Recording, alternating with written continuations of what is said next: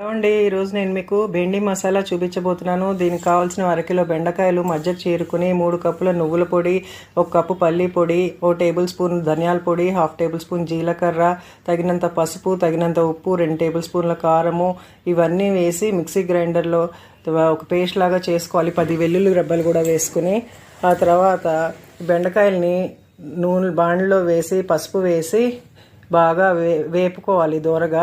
తర్వాత ఈ గ్రైండ్ చేసుకున్న పేస్ట్ని కూడా ఈ బెండకాయల్లో వేసుకుని ఒక 3-4 నిమిషాలు మగ్గనిచ్చుకోవాలి.